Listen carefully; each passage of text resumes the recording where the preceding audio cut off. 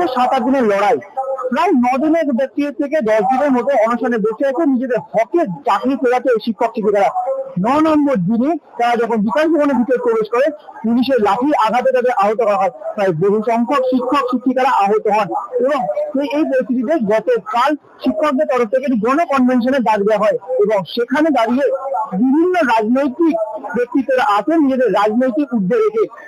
গত উপস্থিত ছিলেন শুভেন্দু অধিকারী। তাকে শিক্ষক শিক্ষিকাদের তরফ থেকে প্রধানমন্ত্রী বা রাষ্ট্রপতির কাছে আর্জি জানানোর দাবি করা হয়। সেখানে শুভেন্দু অধিকারী জানান যে তার এলপি অফিস বা সল্টলেকের যে অফিস আছে সেখানে দেখা করতে। এখন দেখা শিক্ষক শিক্ষিকারা কোন পথে হাঁটেন।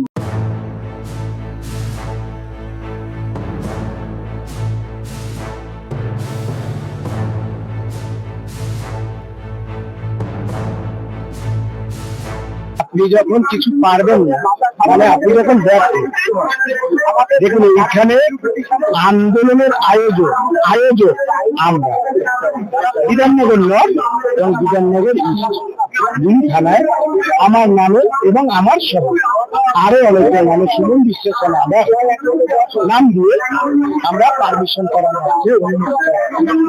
সেই আন্দোলনে যোগ্য অধিকার মঞ্চ তাদের কিছু পিটিশনার নিয়ে তারাও আবেদন করে এসেছে। সেই আন্দোলনে যোগ্য অধিকার তারা এসেছে। সেই আন্দোলনে নির্ণয় মন্ড সম্মানীয় শিক্ষক তার চাকরি হারাদের পিটিশনারদের নিয়ে এসেছে। সেই আন্দোলনে ইশারুল ভাই তার পিটিশনারদের নিয়ে এসেছে।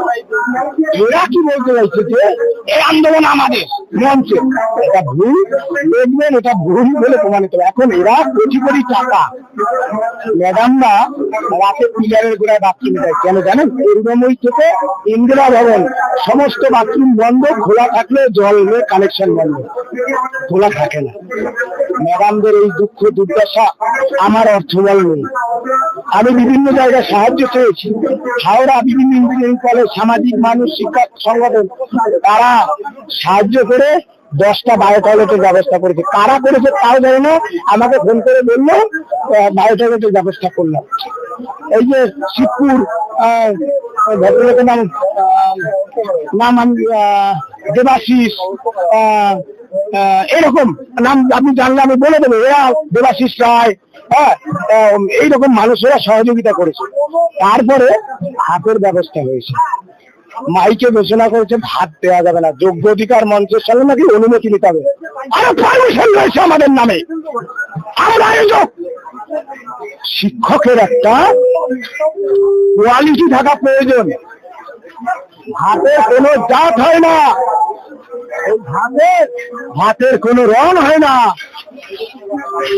তাই সেই ভাতকে নিয়ে যারা নেগেটিভ করে তারা হচ্ছে ধরে নিতে হবে এই আন্দোলনকে ভাঙার গভীর ষড়যন্ত্রে লিপ্ত।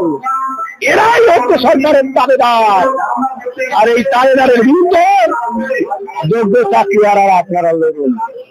আমরা বিকাশ ভবন গেছি, আমাদের কি মার মেরেছে আপনারা নিশ্চয়ই দেখেছেন।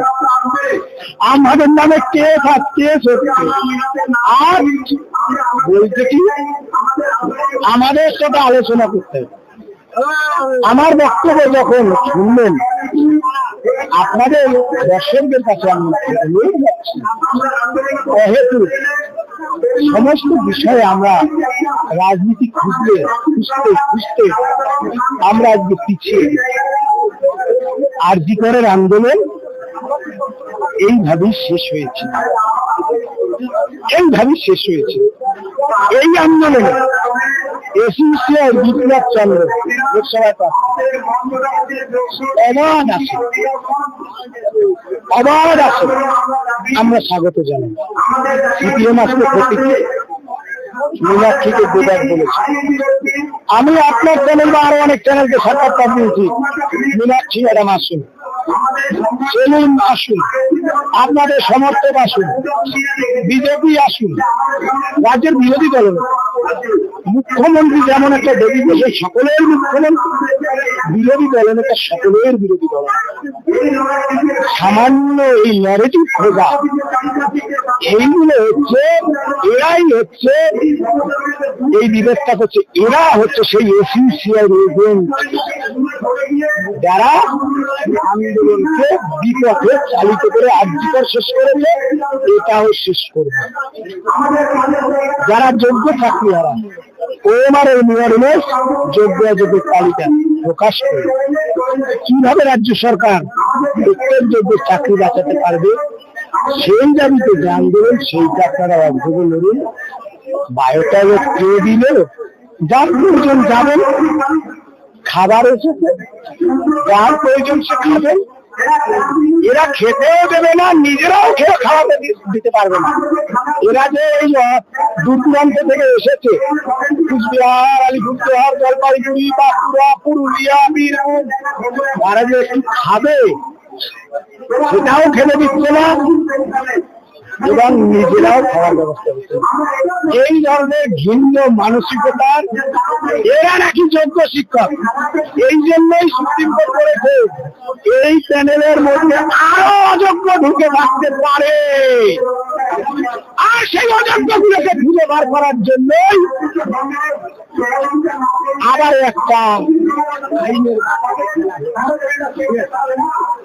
তরফ থেকে জানানো হচ্ছে তারা এই মুহূর্তে এখন কোনো সিদ্ধান্তে আসেননি।